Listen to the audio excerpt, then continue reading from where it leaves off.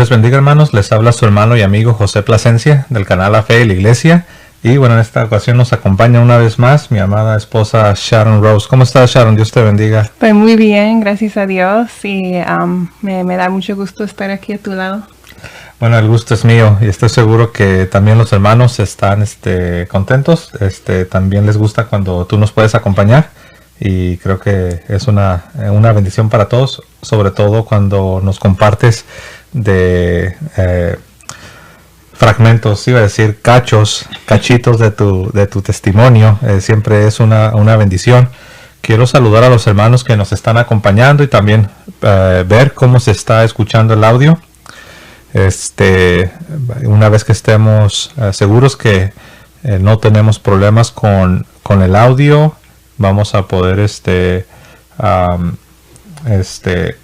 comenzar con nuestro programa de preguntas y respuestas. ¿Cómo se escucha? Sobre todo el de Sharon, que como ella tiene una voz más, obviamente, ¿no? más suave, más baja que la mía. Algunas veces ahí batallamos con el audio. ¿Cómo se escucha? Si nos pueden indicar, no sé si quieras decir algunas palabras de bienvenida. Ir saludando a algunas personas. Veo aquí en el chat a Luis de Reconquista Network. Saludos, hermano. Saludos para Luis. Sí, y Carmen Esparza. Muchos saludos para ti, hermana. Y también vemos aquí Osvaldo Manríquez, hijo de Noé. Francisco Rivera dice que se escucha muy bien y claro. Antonio Deras, Griselda, Cornelio, Hortensia Quiros, Raúl Martínez, Matt, Víctor Pérez, Alba Leiva, desde Miami. Dice Reconquista que te oyes un poco saturado. Me escucho un poco saturado. Ajá. Ok, vamos a ver entonces. También saludamos a Polo, Cristela, Matías, a Sergio Castro, Germán Posadas, Javier Máximo, Diana Shanta, a María González, Rosa Isela Díaz de León. Saludos, hermana. A ver, voy a saludar a otros hermanos. Sirve que me dicen si ya se escucha menos saturado. Por ahí veo a Armando N. Dios te bendiga. Saludos hasta Barcelona. Raúl Martínez. Dios te bendiga. Bienvenido.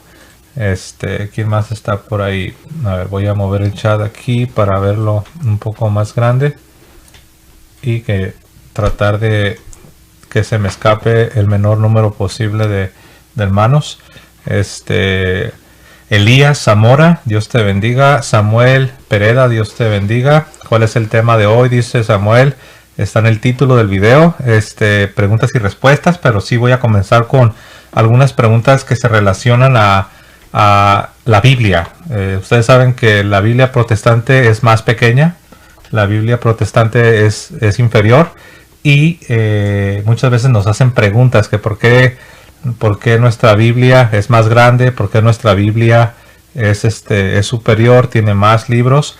Entonces, ¿cómo responder a estas preguntas? Y de ahí vamos a abrir el foro para cualquier pregunta que puedan tener. Obviamente no tenemos todas las respuestas, pero las que tengamos las vamos a compartir. Continúo saludando a Silvia Rosa, Dios te bendiga, hermana Silvia. Mónica Martínez, Dios te bendiga. Patricia Erazo, buenas tardes, hermana. Ella nos acompaña desde El Salvador. Un fuerte y afectuoso abrazo hasta El Salvador. Emilce Landinés, saludos desde Colombia. Dios te bendiga. Matías M. Hola Matías, Dios te bendiga. Un fuerte abrazo hasta Buenos Aires, Argentina. Mercedes Taveras. Parece que le gusta la camisa de Sharon a la hermana Mercedes. Un saludo, hermana Mercedes, hasta Nueva York, en los Estados Unidos. Clemen Arroyo. A ver, les voy a preguntar cómo se escucha el audio ahora que estoy hablando yo. Nuestro hermano Luis Medina de Reconquista Network nos hacía la observación que mi micrófono se escuchaba un tanto saturado. ¿Cómo se escucha ahora?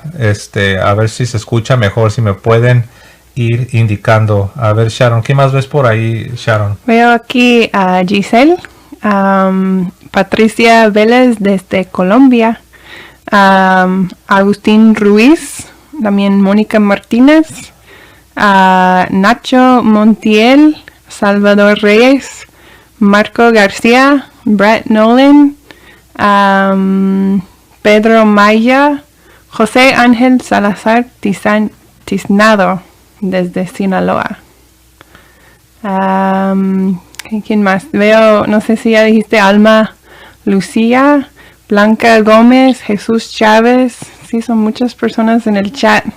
Bueno, pues todos ustedes, hermanos, sean bienvenidos y perdón si no hemos mencionado su nombre, pero todos los que están aquí, todos son bienvenidos, hermanos. Bueno, me dicen que sí, que se escucha bien. Espero que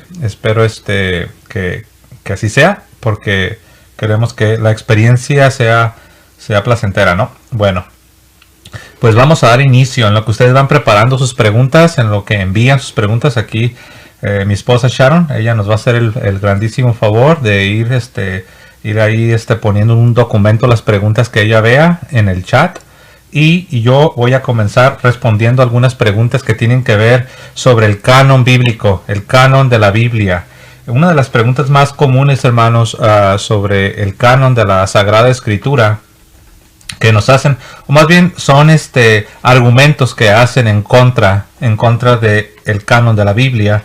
Una de las cosas que ellos dicen es que los libros deuterocanónicos, para los que no saben qué son los libros deuterocanónicos, como si fuésemos a decir Deuteronomio, como el libro del Antiguo Testamento, Deuteronomio, pero esos son deuterocanónicos.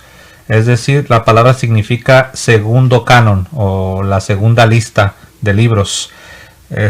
Bueno, ellos, cuando digo ellos, obviamente, típicamente es el protestante el que hace la siguiente afirmación. Ellos dicen que los libros deuterocanónicos fueron agregados en el Concilio de Trento. Sabemos que el Concilio de Trento sucede de los años 1546 al 1563. Ellos dicen, fue ahí donde ustedes, los católicos, agregaron esos libros al canon, dando a entender de que antes no estaban. ¿Tienes ahí la taza si quieres pasármela? Sí. Y la puedes poner. Gracias. Dando a entender de que antes de 1543 46, dando a entender de que antes de 1546 de este concilio, el famoso Concilio de Trento, que como sabemos fue también, en parte fue una respuesta a la Revolución Protestante.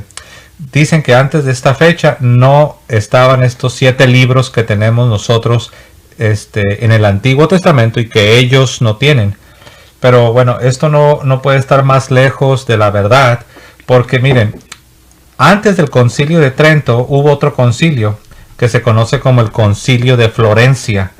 Este Concilio de Florencia ocurre aproximadamente 100 años antes del famoso Concilio de Trento. Presten atención, hermanos.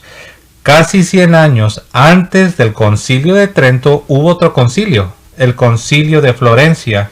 Y en este Concilio de Florencia, que dicho sea de paso ocurre de 1438 a 1449, en este concilio de Florencia, casi 100 años antes, o incluso más de 100 años antes del Concilio de Trento, se nos dio una lista con el número exacto de libros que tenemos hasta el día de hoy en la Biblia católica, 100 años antes del Concilio de Trento. Entonces, así de entrada, ese argumento de que la Iglesia Católica agregó libros en el Concilio de Trento no se sostiene, porque ya en el Concilio de Florencia, que comenzó en el 1438, ya se había dado una lista con el mismo número de libros que tenemos en el Antiguo Testamento de la Biblia católica. Pero ahí no acaba la historia. Me estoy yendo en orden cronológico, un orden regresivo, ¿ok? Ahí me regresé 100 años del Concilio de Trento, pero podemos incluso irnos mucho más atrás. Podemos ir incluso, hermanos, al Concilio de Hipona.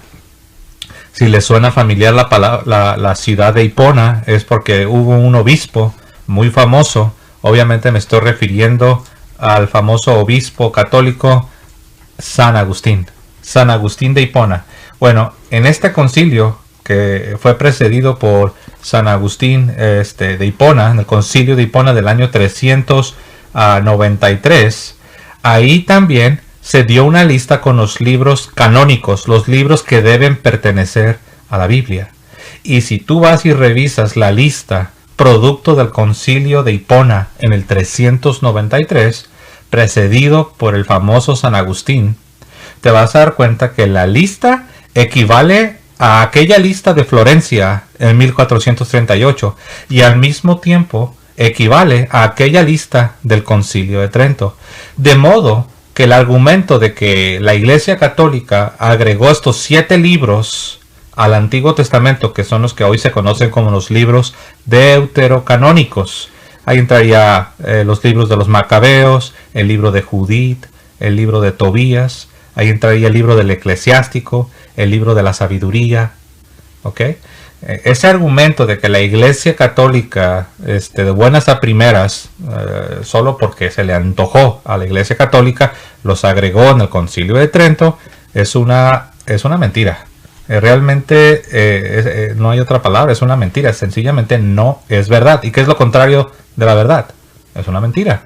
Porque ya lo vimos en el Concilio de Florencia, que sucede más de 100 años antes de Trento. Ahí está la misma lista. Nos regresamos hasta el 393 en el Concilio de Hipona y está la misma lista. Cosa interesante, cuando uno lee el documento que se escribió después del Concilio de Hipona en el 393, es interesante que dicen los obispos, fue Agustín, pero no él solo, fue Agustín y otros 43 obispos más. Y ellos producen un documento y dicen, esta es la lista de los libros sagrados. Y hay algo interesante a manera de nota, dicen ellos, pero dejemos que la iglesia que está más allá de las aguas del mar, refiriéndose a Roma, confirme esta lista. Y dicho y hecho, el Papa de Roma, el obispo de Roma, el Papa de la iglesia, confirmó la lista que fue el producto de este concilio o sínodo en el año 393. Algunas veces se quiere argumentar que este sínodo, este concilio del 393, no tiene autoridad o no tiene peso porque se trataba de un concilio regional y no de un concilio ecuménico. Bueno, aquí los que hacen esta afirmación fallan en dos cosas. Número uno, no es necesario que sea un concilio ecuménico el que haga un decreto o nos dé una definición para que sea algo válido o algo que debe ser recibido por los católicos. Eso es número uno, no es necesario. Número dos, tenemos la aprobación del Papa. Esa es la razón por la cual Agustín y los otros 43 obispos dijeron, esta es la lista. Sin embargo, dejemos que la Iglesia de Roma confirme esta lista. Y ello sucede. El Papa, el obispo de Roma, confirmó la lista de los obispos de Hipona. Ahora, tenemos todavía mucho más, ahí no acaba la historia. Podemos incluso regresar al concilio de Cartago, o algunas veces algunos le llaman Cartagena o Cartago. El concilio de Cartago ocurre en el 397 y también ahí se da la misma lista, ¿ok? Después nosotros vemos que incluso el concilio de Roma, tenemos el concilio de Roma del 382. En este concilio de Roma, ahí estaban, dicho sea de paso, algunas veces hay quienes quieren imaginar que este concilio de Roma se trataba de un pequeñito grupo y solamente de obispos de ahí de la región de Roma. La respuesta es no, porque en este concilio sucede es en Roma, pero vienen obispos del Oriente, vienen obispos de las dos partes del mundo cristiano, de la parte occidental y de la parte oriental. Y en este concilio que sucede en Roma se da exactamente la misma lista que tenemos en el Antiguo Testamento católico y no en el Antiguo Testamento de los protestantes. Con respeto, con paciencia, con caridad, pero con verdad. Debemos decir la verdad. En esta Biblia, esta es una Biblia, es la Reina Valera. El Nuevo Testamento sí está completo. Tiene los 27 libros. Que dicho sea de paso, todos estos concilios que yo les acabo de mencionar, Concilio de Roma, Concilio de Cartago, Concilio de Hipona, Concilio de Florencia, Concilio de Trento, todos esos concilios no solamente confirmaron el Antiguo Testamento, también confirmaron el Nuevo Testamento. Cosa curiosa que nuestros hermanos queridos, los hermanos separados, los protestantes, solo reniegan del Antiguo Testamento, pero no reniegan del Nuevo Testamento. Y la misma autoridad que tienen los libros del Nuevo Testamento es la misma autoridad con que se definió el Antiguo Testamento. O sea, en otras palabras, vemos en nuestros queridos hermanos separados, los protestantes, vemos una inconsistencia. Aceptan la autoridad de la iglesia cuando se trata del Nuevo Testamento, pero ya no aceptan la autoridad de la iglesia cuando se trata de los libros del Antiguo Testamento. En otras palabras, si la iglesia católica se equivocó, como dicen ellos, si la iglesia católica se equivocó en cuanto al Antiguo Testamento, entonces ¿quién nos asegura que no se equivocó en cuanto al Nuevo Testamento? Si yo no voy a confiar en ti, si no confío en tu autoridad para decirme que esto es negro, entonces ¿por qué voy a confiar en tu autoridad para decirme que aquello es color gris? No, o sea, es inconsistente. Si no voy a confiar en ti, no voy a confiar en nada que tengas que decir. Entonces ahí vemos una inconsistencia. ¿Ok? Continúo. Ese es en cuanto a la primera objeción o el argumento en contra de los libros deuterocanónicos, ¿no? Ya vimos que no tiene sentido.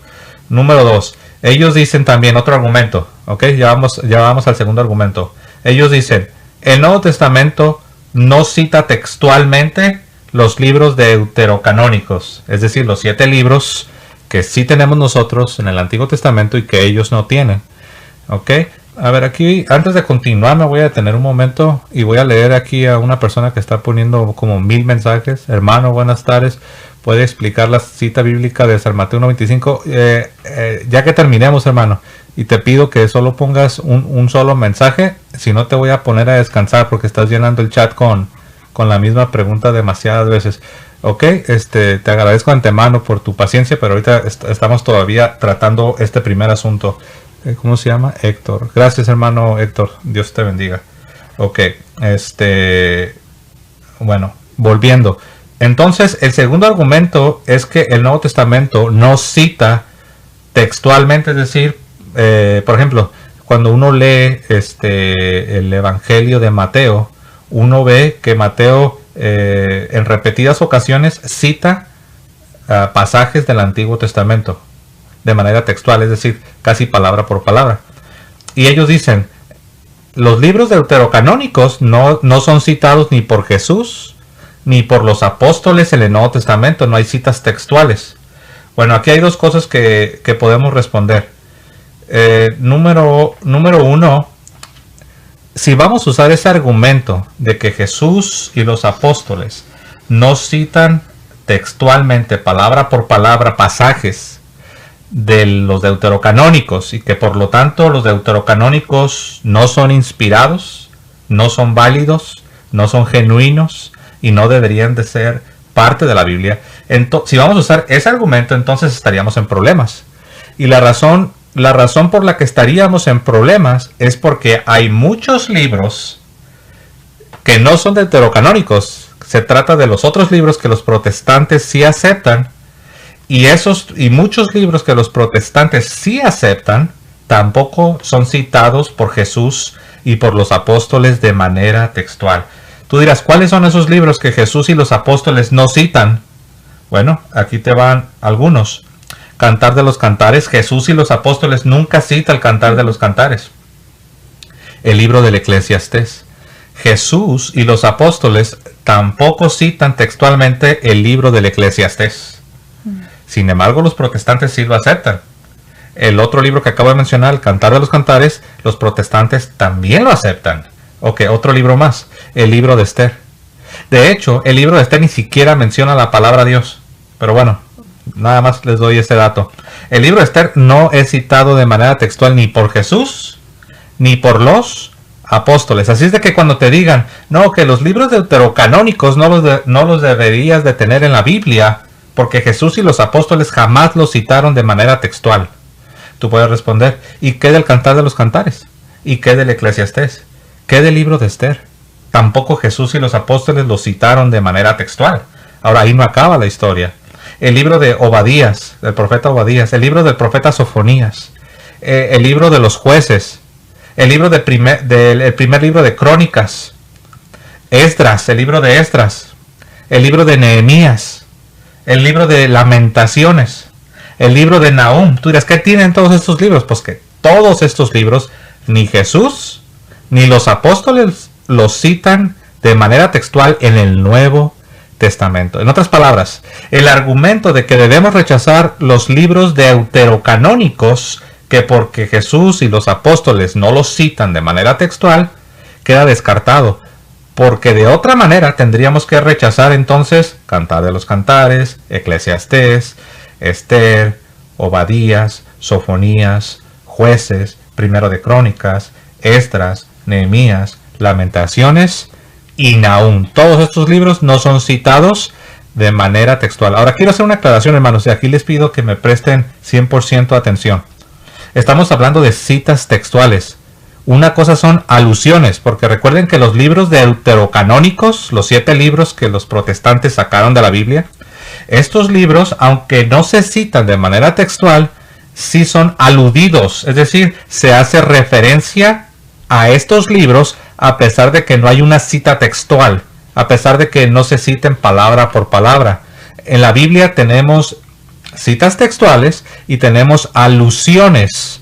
Por ejemplo, cuando nuestro Señor está en la cruz, y los fariseos comienzan a decir, salvó a otros y no se pudo salvar a sí mismo, que se salve a sí mismo. Bueno, esa es una alusión. Aunque ahí ellos no se está citando el pasaje textualmente, palabra por palabra, sí se está haciendo una alusión. Si mi memoria no me falla, se está haciendo una alusión al libro de sabiduría. ¿Ok? Entonces tenemos dos cosas, pero ahorita nos estamos enfocando en citas textuales del Antiguo Testamento que aparecen ¿en dónde? En el Nuevo Testamento. Ahorita no estamos hablando de las alusiones. Sí hay muchas alusiones, hay cientos de alusiones en el Nuevo Testamento acerca de los libros deuterocanónicos. Pero nos estamos enfocando en las citas textuales porque ese es el argumento que nuestros hermanos separados, los protestantes, nos quieren decir. Dicen, tú católico no debes aceptar los deuterocanónicos porque ni Jesús ni los apóstoles los citan de manera textual. Entonces, si eso prueba algo, como se dice, si eso probase algo, estaría probando demasiado. Porque como dije, ni Cantar de los Cantares, ni Eclesiastés, ni Esther, ni Obadías, ni Sofonías, ni Jueces, ni Primero de Crónicas, ni Esdras, ni Nehemías, ni Lamentaciones, ni Nahum son citados de manera textual, ni por Jesús, ni por los apóstoles. Tengo que leer el comentario de Hans Castro. Está muy relacionado. Dice, ¿y qué hay del hecho de que San Pablo cita autores o filósofos paganos en sus obras? Bajo el criterio protestante deberían formar parte del canon. Exacto, de hecho, Hans se me adelantó porque ese era mi segundo punto, pero es un excelente punto. Gracias, hermano Hans. Entonces, si seguimos la lógica protestante de que para que un libro sea aceptado, para que un libro sea inspirado, sea parte de la Biblia, es necesario que se cite textualmente por Jesús o por los apóstoles en el Nuevo Testamento. Entonces, ¿qué hacemos? Y ahí es donde está el comentario de Hans. ¿Qué hacemos con aquellos libros que San Pablo sí cita de manera textual en el Nuevo Testamento? Sin embargo, son libros paganos. Son libros de... Ahora, paganos no significa necesariamente algo malo. Pagano simplemente es que no son sagrados, ¿ok? El apóstol San Pablo, y de hecho aquí tengo las notas, tanto en el libro de Hechos, cuando está en su famoso discurso, en su sermón, en Atenas, si no me equivoco, en Hechos capítulo 17, cuando dice, hablando de la deidad, hablando de Dios, cuando dice San Pablo, porque en él vivimos y nos movemos y somos. Él está citando de manera textual a un filósofo griego. Está citando un libro pagano, es decir, un libro no sagrado, un libro no cristiano. Pero ahí tenemos una cita textual. Usando la lógica protestante deberíamos entonces incluir estos libros paganos. Pero no solo eso. Hay libros que sí son libros religiosos que son citados en el Nuevo Testamento, son citados de manera textual. Sin embargo, no son inspirados. Tú dirás, ¿a qué te refieres? ¿Cuáles libros? Bueno, aquí está la respuesta. Cuando uno va a la carta de Judas, uno se da cuenta que Judas cita la asunción de Moisés y el libro de Enoch. Cuando se nos dice ahí que el diablo contendía con si no me equivoco, dice con el arcángel Miguel por el cuerpo de Moisés. Tú dirás, en qué parte del Antiguo Testamento dice que el diablo contendía con el arcángel Miguel por el cuerpo de Moisés? ¿De dónde sale eso? Pues la respuesta es que no está en el Antiguo Testamento. Entonces tú preguntas, pues entonces ¿de dónde sacó Judas esa información? Bueno, Judas está citando unos libros que sí son, ahora sí, son libros apócrifos que nunca han sido reconocidos como libros inspirados. No necesariamente malos, sin embargo, no forman parte de la colección del canon sagrado, no forman parte de la Biblia. Pero si usamos la lógica protestante, entonces hay que incluirlos, porque el protestante dice que si aparece citado textualmente en el Nuevo Testamento por Jesús o por un apóstol, entonces vamos a aceptarlos como inspirados. La respuesta es no. Porque aquí tenemos tanto libros paganos como libros apócrifos que sí son citados en el Nuevo Testamento, sin embargo no forman parte de la Biblia. Entonces ese argumento de que no hay que aceptar los deuterocanónicos porque Jesús ni los apóstoles los citaron de manera textual, ese argumento no se sostiene. Porque tendríamos que rechazar muchos libros que aún los protestantes aceptan. Y por otro lado tendríamos que incluir libros que no los tenemos y que ni católicos ni protestantes aceptamos. Entonces se derrumba ese argumento. Argumento número 1 que vimos que se derrumbó, la verdad muy fácil, el argumento de que el Concilio de Trento los aumentó, los agregó a la Biblia. Ya vimos que no se sostiene. Argumento número 2, que los libros deuterocanónicos no son citados textualmente. Ya vimos que también no se sostiene. Bueno, aquí viene otra más interesante. Ellos dicen, y cuando digo ellos me refiero a los protestantes, aquí a lo mejor algunos de ustedes se van a sorprender. Algunos de ustedes se van a sorprender. Me refiero, ¿cuántos de ustedes han escuchado hablar del concilio de Jamnia? El concilio de Jamnia. A ver, si alguien ha escuchado hablar de este concilio de Jamnia, a ver si me puede decir sí. Me pueden poner ahí sí o yo, ahí en el chat, nomás para tener una idea. Bueno, para los que no han escuchado, ¿qué es el concilio de Jamnia? Esta es la idea de que en el siglo II, a principios del siglo II, los judíos, después de la destrucción de Jerusalén, se reunieron para hacer un concilio, entre comillas, para hacer un concilio, y ellos ahí tomaron la decisión de cuáles eran los libros que debían pertenecer al Antiguo Testamento, en otras palabras, a la Biblia. Y supuestamente, dice esta teoría, que ahí se decidió que solo serían 39 libros. Y los protestantes, levantándose el cuello, dicen, ¿ves? Por eso nosotros tenemos 39 libros. Porque en el concilio de Jamnia, los judíos solo aceptaron 39 libros. Bueno, la noticia es que este concilio nunca existió. Eso del concilio de Jamnia es un invento. Y tengo aquí los datos, tengo el nombre de la persona y el año en que lo inventó. Este concilio, ahora les voy a decir algo, aquí quiero ser claro. Esta teoría se hizo tan popular, Sharon, se hizo tan popular, bueno, ¿tú habías escuchado esto? Sí. Ok. Se hizo tan popular que tanto protestantes primero y después católicos lo creyeron. Y esa es la razón por la que en algunos círculos católicos todavía está circulando esa teoría.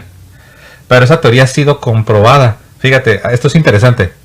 Para que vean que no solamente estoy aquí, no se vaya a pensar que estoy queriendo atacar a los protestantes. No los estoy atacando, simplemente estoy derrumbando argumentos que han levantado. Pero miren, tanto protestantes como católicos, después de investigaciones se dieron cuenta que esta teoría que fue inventada, aquí tengo el nombre, esta teoría que fue inventada por Henry Gretz, Henry con H, Henry Gretz, en 1871, en un libro, fíjense, les tengo el nombre de la persona, les tengo el año y el nombre del libro. Henry Gretz, en 1871, en un libro que escribió que se llama Historias Judías. Este señor, valga la redundancia, era judío, era un alemán judío. Recuerden que los judíos están esparcidos por toda Europa y en la realidad por todo el mundo. Entonces, un judío alemán, en un libro que escribió en 1871 que se llama Historias Judías, fue el que desarrolló la teoría de un supuesto concilio de Jamnia. Ahora, cuando uno va e investiga, te vas a dar cuenta que nunca existió tal concilio. En Jamnia, los judíos formaron una escuela, una especie de una academia para preservar la cultura judía. Y en esta academia había discusiones entre rabinos. Y esas discusiones quedaron registradas y están en documentos que ahora se conocen como la Mishnah y también en el Talmud. ¿Ok? Repito, estas discusiones de estos rabinos en la ciudad de Jamnia, en una academia, algunas de estas discusiones quedaron registradas y llegaron a nosotros por medio de dos documentos judíos, la Mishnah y el Talmud. ¿Ok? Si tú vas e investigas lo que sucedió, simplemente se trató de una discusión que había entre maestros de la ley, entre rabinos, entre maestros judíos, sobre algunos libros. Algunos pensaban que Eclesiastés no era palabra de Dios. Algunos otros rabinos decían que Eclesiastés sí era palabra de Dios. Algunos rabinos decían que Esther no era palabra de Dios. Algunos otros rabinos decían que Esther sí era palabra de Dios. Y ahí estaban en esa discusión. ¿Okay? Eso fue todo lo que sucedió. Se reunieron en la Academia de Jamnia para discutir. Nunca se formuló un canon de la Biblia. Nunca hubo un concilio, para empezar. Nunca hubo un concilio y nunca se tomó ninguna decisión de ningún canon. Entonces eso de hablar de un concilio de Jamnia fue un invento del señor Henry Gretz, un judío alemán, en un libro que escribió en 1871 que se llama Historias Judías. Tú dirás, ¿y cómo se popularizó entonces tanto con los protestantes como con los católicos? Bueno, el responsable de que se popularizara en el mundo protestante y después en el mundo católico se llama, y aquí va, Herbert, con H otra vez, Herbert Edward Ryle.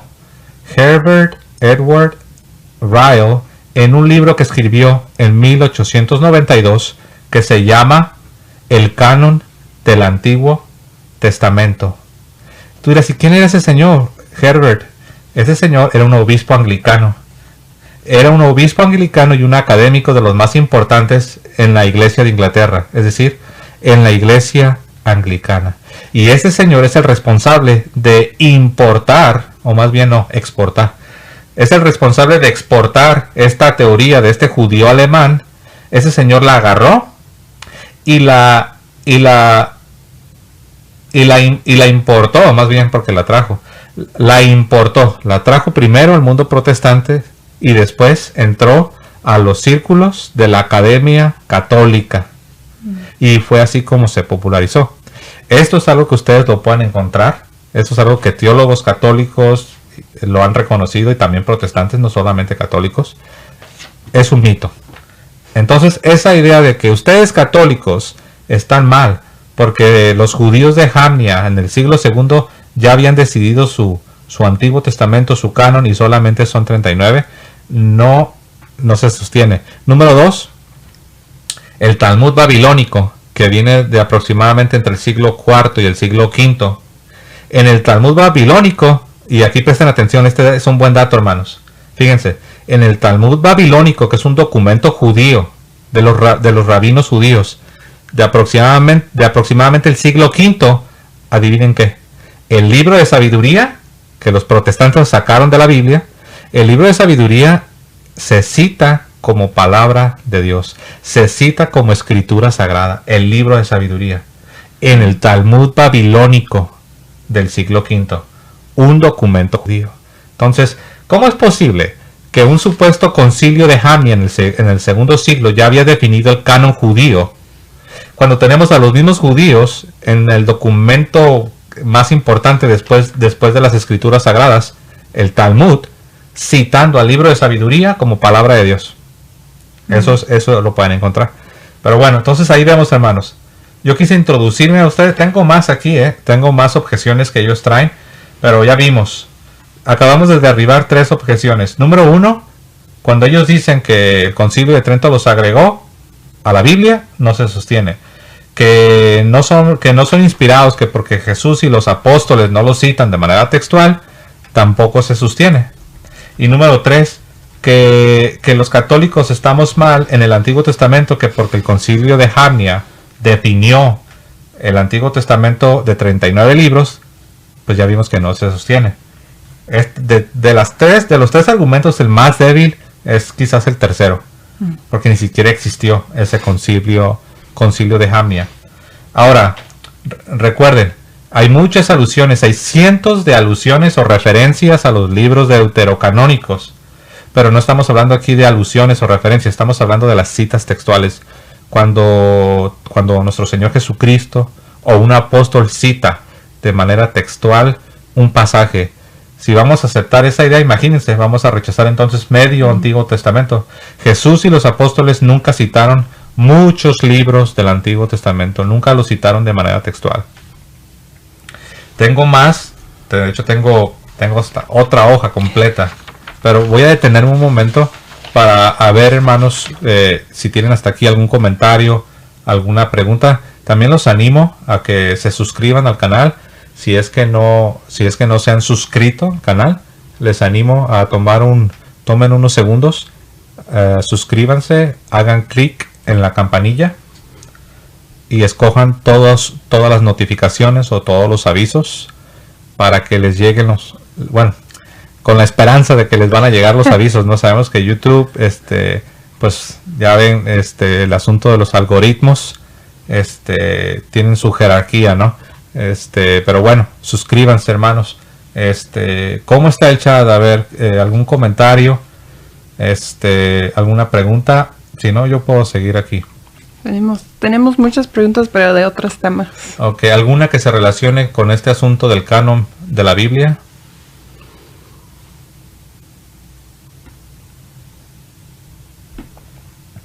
Si no, no hay problema, Si no, podemos ir si ya no hay alguna pregunta sobre esto o algún comentario, podemos ir incluso a una pregunta. No sé si hay o no hay. Sí. Hay 2 personas que hicieron una pregunta relacionada. Voy a leer las 2 preguntas. Okay. Jessica Di Benedetto, ¿por qué los protestantes dicen que Pedro no fue a Roma? ¿Hay algún versículo que diga que Pedro sí estuvo? Y también Claudio Mancilla pregunta, los protestantes atacan mucho a la Iglesia Católica que está en Roma, pero no leen Romanos 1:7 a todos los que estás en Roma. Sí, de hecho San Pablo en su introducción a la carta a los romanos alaba a la iglesia de Roma. De hecho, de todas las iglesias a las que San Pablo escribe, a la única que le habla de la manera que le habla, con esa alabanza, de una manera muy especial, es a esta iglesia. Es a la iglesia de Roma. Y no solo San Pablo, eso lo vemos aquí en la carta a los romanos, cómo se dirige a ellos y se los alaba. Pero si tú lees los escritos de los padres apostólicos, que fueron los discípulos de los apóstoles, y algunos discípulos de los apóstoles, te vas a dar cuenta que también cuando se refieren a la iglesia de Roma, se refieren a ella de una manera única, de una manera especial. Ahí vemos nosotros desde los inicios del cristianismo cómo la iglesia de Roma sería la sede del cristianismo, sobre todo porque ahí enseñó los 2 apóstoles que que tradicionalmente se han considerado como los dos grandes apóstoles. Estamos hablando de Pedro y Pablo, San Pedro y San Pablo. Ahí ellos dejaron sus últimos años de vida aquí en este planeta. Estuvieron ahí trabajando en la iglesia. Algunos se confunden y dicen, no, pero recuerda que la iglesia de Roma ya existía antes de que llegara Pedro y antes de que llegara San Pablo. La respuesta es sí, tienes razón, ya existía. Es que algunos se confunden, dicen, ¿ves? Entonces si ya existía, ¿cómo es posible que quieras decir que Pedro es el primer obispo cuando antes de que Pedro llegara ya existía la iglesia? La respuesta es muy sencilla, está en la Biblia. Si tú vas y tú analizas la manera como se trabajaba, se predicaba en las ciudades y las personas creían, pero no en todas las ciudades había pastores, no en todas las ciudades había obispos. ¿Qué le dice San Pablo si no me equivoco, es a Tito? Te dejé en Creta, te dejé en este lugar para que ordenes obispos, para que ordenes hombres al ministerio. San Pablo predicaba, pero no dejaba inmediatamente pastores u obispos en cada ciudad. Entonces, al principio, hermanos, no es que ya había miles de obispos esperando que los misioneros fundaran iglesias para rápido ir corriendo a ocupar la posición de obispo, ¿no? Al principio no era así. Al principio se predicaba, se enseñaba y las personas recibían el mensaje. Y cuando algunas de estas personas alcanzaban una cierta madurez, un cierto crecimiento espiritual, después en otro viaje misionero o mediante un enviado apostólico, se imponían manos para que se les ordenara al oficio de obispo.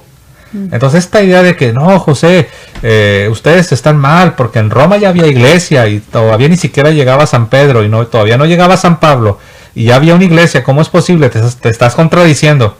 La respuesta es no, lee tu Biblia. En el libro de los Hechos puedes ver muchas iglesias, muchos pueblos, muchas ciudades que no tenían todavía obispos. Hay un comentario en el chat, me imagino que es de un hermano separado. Ajá. Se llama Erwin. Dice, Pedro sí estuvo en Roma, pero para ser sacrificado, jamás como papa, y como fue condenado, ni siquiera podían sepultar los restos así, que Pedro nunca fue ni siquiera obispo, menos papa, y se duda de la autenticidad. Ok. Esto que acaba de decir Erwin es una afirmación, pero es lo que se conoce como una afirmación sin fundamento. Pero no solamente una afirmación sin fundamento, es una afirmación que contradice el testimonio de los discípulos de los apóstoles. Porque yo por un lado tengo a los discípulos de los apóstoles que conocemos como los padres apostólicos, diciéndome y dando testimonio de que Pedro estuvo ahí y sí predicó y sí enseñó antes de su muerte. Y por otro lado tengo a Erwin, ¿cómo se apellida? Bueno, por otro lado tengo a Erwin Barrios en el 2020 diciéndome, simple y sencillamente sin ofrecer nada más diciéndome lo contrario. ¿A quién le voy a creer? ¿A los discípulos de los apóstoles o a Erwin Barrios en el año 2020? No, yo como que mejor le creo a los discípulos de los apóstoles, ¿no? ¿Tú a quién le creías, Sharon? Sí, a los discípulos de los apóstoles. Sí, ¿verdad? Nada más con el hecho de que son discípulos de los apóstoles, como que el sentido común me dice que la opinión de los discípulos de los apóstoles debe tener más peso que la opinión de Erwin Barrios en el año 2020. Pero al mismo tiempo tengo que ser sincera, cuando yo era protestante no tenía ni menor idea de lo que decían los padres de la iglesia. Exacto, y es que también hay que decirlo, y qué bueno que haces ese comentario, ¿no? Porque hay que ponernos en los zapatos de ellos. Al evangélico promedio se le enseña a desconfiar de la historia de la iglesia. Se le dice que los católicos la corrompieron, ellos la reescribieron porque los triunfadores son los que escriben la historia y ellos fueron los que manipularon la historia y por lo tanto no debemos confiar. Fíjate qué triste. O sea, enseñan a las personas a que ni siquiera depositen su confianza en los mismos escritos de los discípulos de los apóstoles. Por obvias razones. Si yo quiero que una persona me crea a mí y no le crea a su papá o a su mamá, pues le tengo que enseñar a que desconfíe de la autoridad de su papá y de su mamá para que ponga entonces su confianza en lo que yo tengo que decir. Entonces, tienes a los discípulos de los apóstoles por un lado y tienes a la opinión de los pastores evangélicos por otro. Entonces, para que pueda tener peso la autoridad de los últimos, tienes que negar la autoridad de los primeros. Es decir, tienes que negar la autoridad de los padres apostólicos para que la gente deposite entonces su confianza en lo que tú les tengas que decir desde un púlpito en una iglesia evangélica. Pero, de nuevo, usando el sentido común. ¿Cómo es posible que le vamos a dar más peso a la opinión de un señor en el año 2020 que no tiene sucesión apostólica, no tiene pedigrí, o sea, no hay una línea que podamos trazar hasta Cristo? Y por otro lado, tenemos el mismo testimonio de los padres apostólicos que nos dicen que sí, verdaderamente, Pedro no solo estuvo en Roma, sino que Pedro predicó y enseñó. Que fue arrestado y fue martirizado, sí, pero ese es el final de la historia. No te olvides de que no crees que Pedro llegó a Roma y en el minuto que seguía ya lo estaban martirizando, ¿no? Pedro llegó y la historia nos dice que predicó, que enseñó, incluso que hizo milagros. Y después fue arrestado y después sufrió el martirio. Por ejemplo, San Pablo. Pregunto yo, ¿San Pablo cuando llegó a Roma luego lo martirizaron? No. San Pablo estuvo años ahí predicando. Entonces, ¿de dónde sacamos que San Pedro llegó y que no tuvo ni tiempo ni de predicar ni de enseñar, sino que rápido lo martirizaron? No. Dice Hans ¿qué hay del trabajo de la arqueóloga Margherita Guarducci, que encontró los restos de la posible tumba de San Pedro en el Vaticano? Entonces ahí tenemos, por mucho tiempo había quienes decían, porque la iglesia siempre ha afirmado que los restos de San Pedro estaban, pero no se había localizado. Por mucho tiempo, hermanos, se decía que no era verdad, que cómo es posible, que es un mito, es una historia, es una leyenda, solamente lo dicen para darle autoridad a la iglesia de Roma. Pero como lo menciona Hans, recientemente se hizo una excavación y se encontraron los restos de San Pedro, es decir, se localizaron porque ahí estaban siempre. La iglesia siempre afirmaba que la iglesia original, porque recuerden que lo que tenemos ahora sufrió una transformación, una renovación. Al principio era una iglesia mucho más modesta, pero que fue construida sobre los restos de San Pedro. Cosa interesante, tú llámale como le quieras llamar, pero cosa interesante, Jesús le dijo a San Pedro que sobre él edificaría su iglesia. Pero es interesante, yo sé que ahí Jesús se está refiriendo al liderazgo que Pedro ocuparía, ¿no? Y después a los sucesores.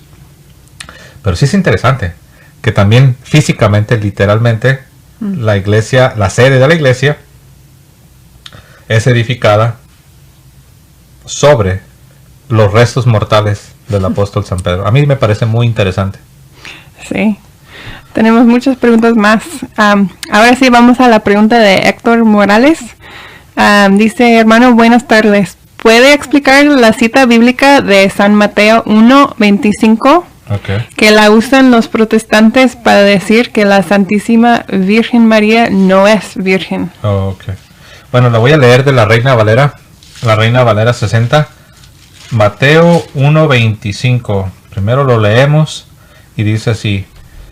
Pero hablando de María, ¿no? Hablando de la Virgen María. Pero no la conoció hasta que dio a luz a su hijo primogénito y le puso por nombre Jesús. ¿Ok? Estoy leyendo de la Reina Valera, revisión 1960. Bueno, aquí nunca nos dice que la Virgen María tuviese otros hijos o que la Virgen María perdiese su virginidad. Aquí no dice eso. Aquí únicamente es una nota aclaratoria que nos dice que su esposo, San José, ¿ok?, no la conoció durante todo este periodo. Entonces, ahí nos está diciendo. Algunos dicen, ¿ves cómo dice hasta? porque lo voy a volver a ver, dice, pero no la conoció hasta que ella dio a luz, hasta que dio a luz a su hijo primogénito. Algunos dicen, ¿ves? Dice hasta. Ellos asumen que aquí se está implicando o se está dando a entender de que después de que tuvo a su hijo primogénito, sí la conoció, pero no necesariamente, porque esa expresión es un modismo, es una forma de hablar. Por ejemplo, cuando uno dice, amaré a Dios hasta la muerte, ¿qué significa? ¿Que después de mi muerte ya no voy a amar a Dios? Por ejemplo, si tú dices eso, yo voy a amar a Dios hasta mi muerte, ¿pero qué significa? ¿Que después de que te mueras ya no vas a amar a Dios? Pues no, ¿verdad? Es un modismo, es una forma de hablar, es una expresión.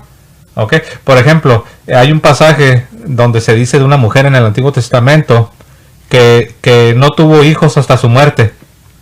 Si vas a usar esa interpretación, entonces ¿qué vas a decir? ¿Que esta mujer después de que murió sí tuvo hijos? Pues no. Pues no. Entonces no, eso es un error. Y quiero decir algo. Este argumento solamente lo usan ciertos grupitos en ciertos círculos evangélicos.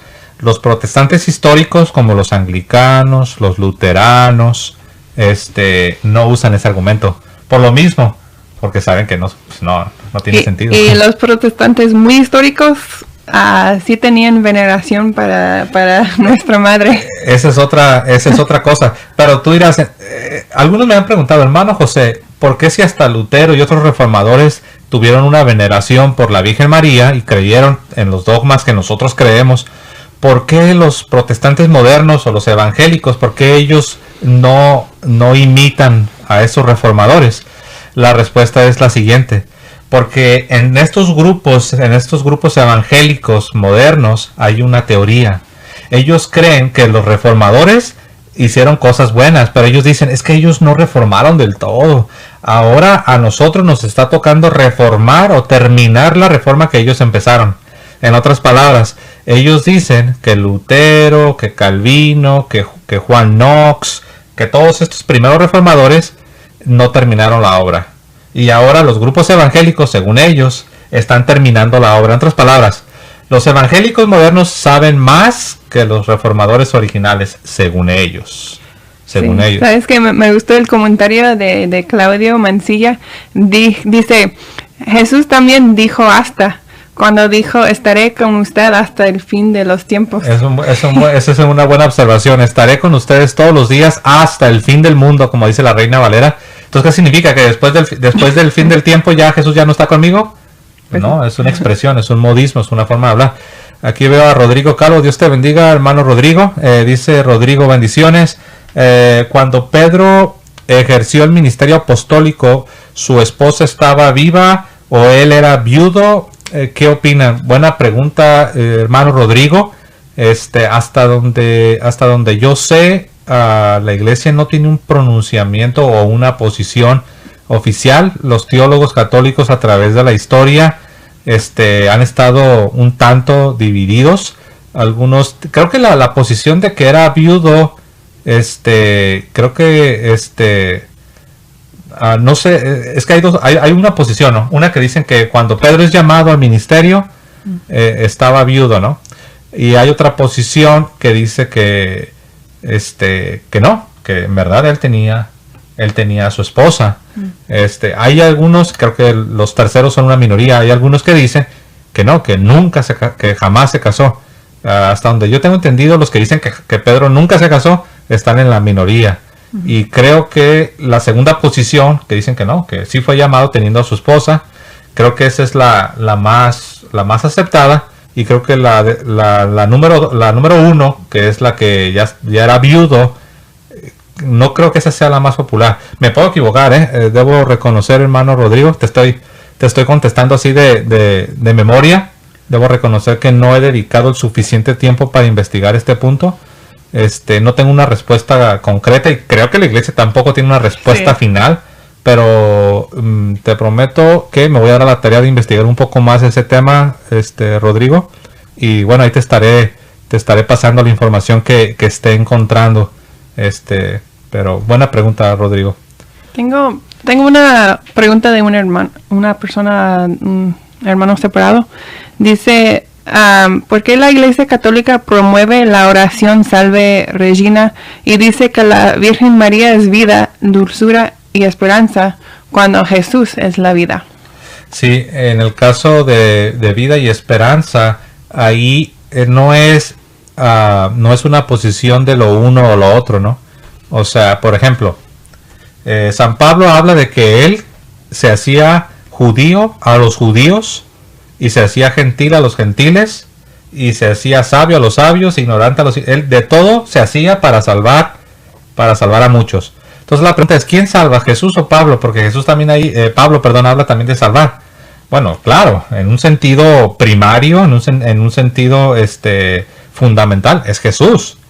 Pero los que predican el evangelio, los que van a los valles, a las colinas, a las ciudades, a las montañas, a otros países, a otros pueblos, a otras naciones, se dice que están salvando a la gente en un sentido secundario. ¿Ok? Ahora, noten que estoy hablando del apóstol San Pablo, que es un hombre que tiene mucho rango en la iglesia. Pero arriba del apóstol San Pablo está la Santísima Virgen María. Si de Pablo se puede hablar de que él participaba en la salvación, ¿qué dijo Pablo? Con Cristo estoy juntamente crucificado. ¿Qué dijo Pablo? Somos colaboradores de Dios. Y noten el prefijo co. ¿Le suena? Co. De ahí viene la idea de corredentora. ¿Me entiendes? Entonces dice Pablo, somos colaboradores de Dios. Entonces uno puede decir, no, San Pablo está mal, se está atribuyendo cosas que no le pertenecen. ¿Cómo te atreves a decir que tú eres un colaborador con Dios para la salvación? Tienes que entenderlo. Él no está poniéndose en lugar de Cristo. Pablo no está usurpando a Cristo, mucho menos la Virgen María.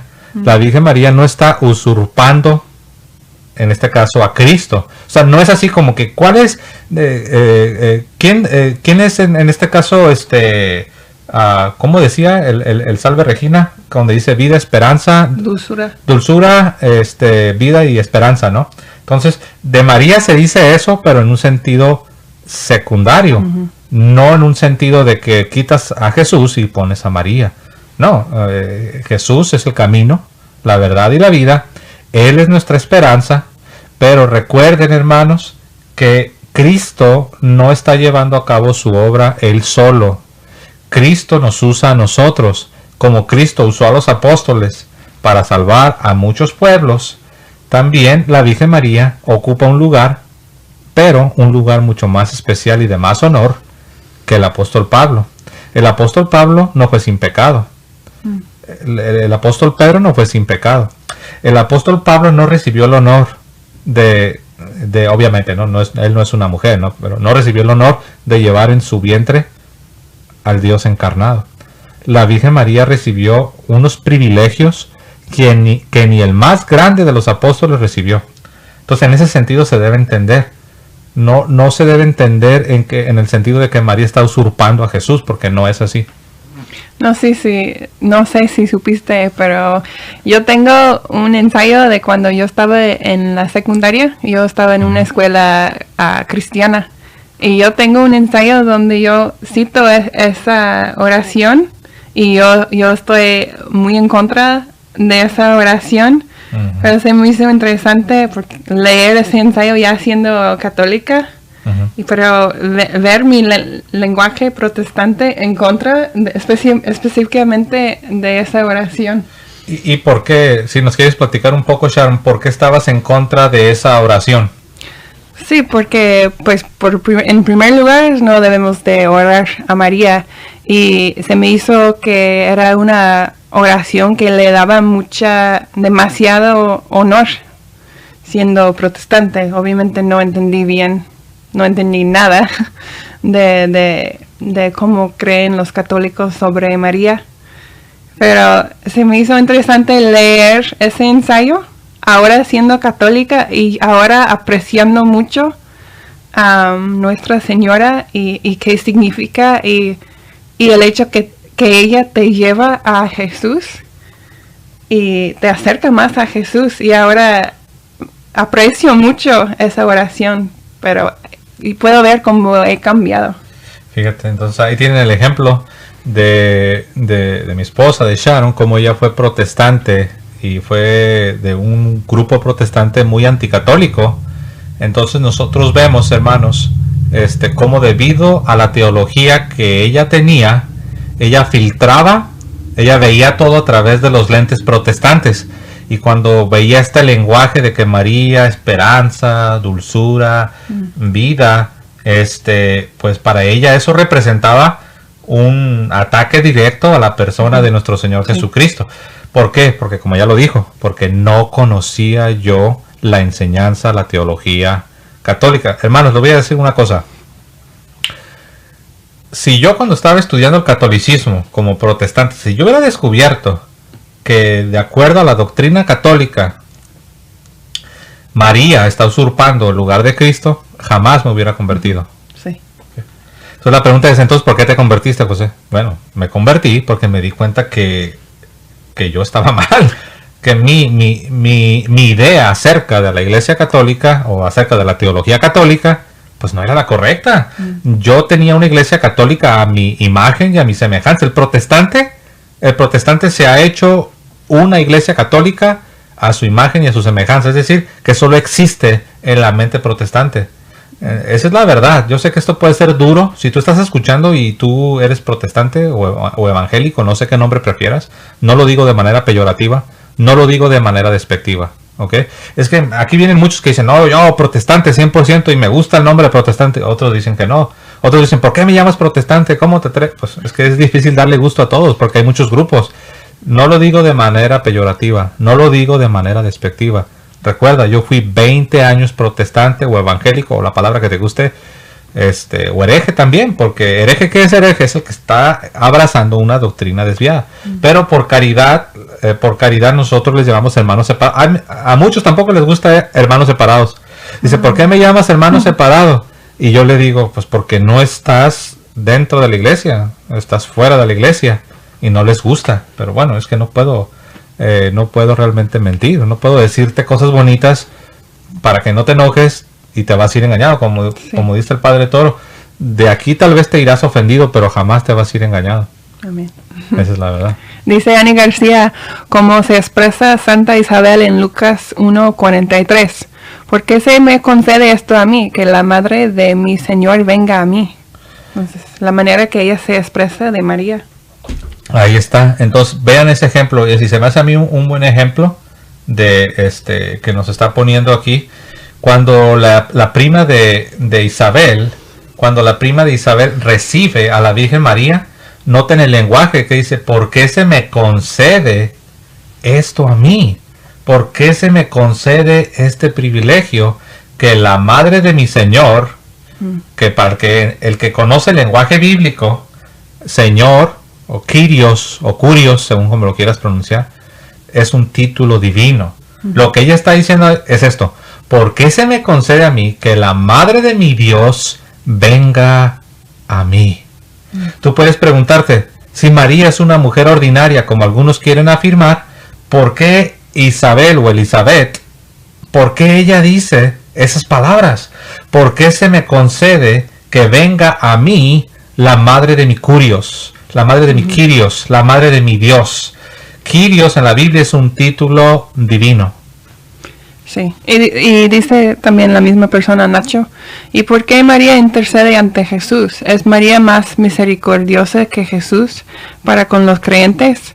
No quiero ofender a nadie. Y entiendo completamente lo que estás diciendo, Nacho, porque yo sentía así también cuando era protestante.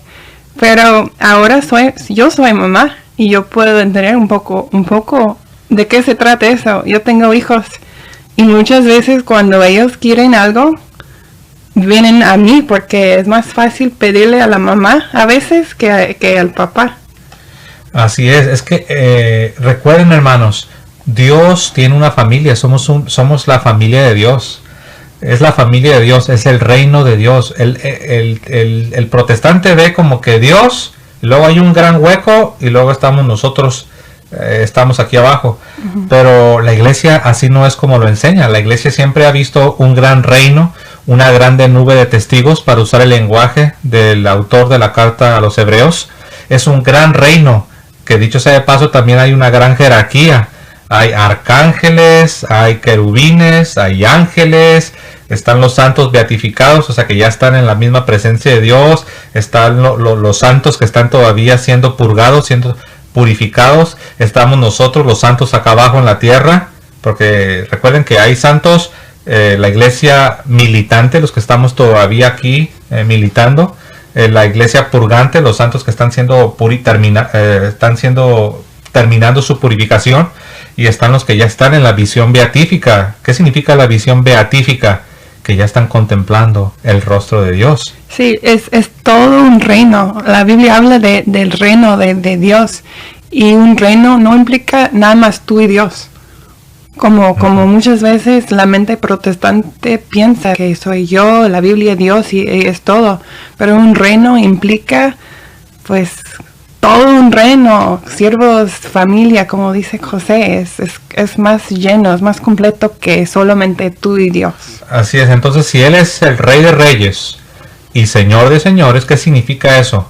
Si Él es el Rey de Reyes y Señor de Señores, pues significa que tiene a su disposición un sinnúmero de sirvientes. Todos somos sus sirvientes, todos somos sus siervos, pero hay jerarquías. De hecho, Jesús habla de eso. Habla de unos serán pequeños en el reino de Dios y otros serán grandes en el reino de Dios.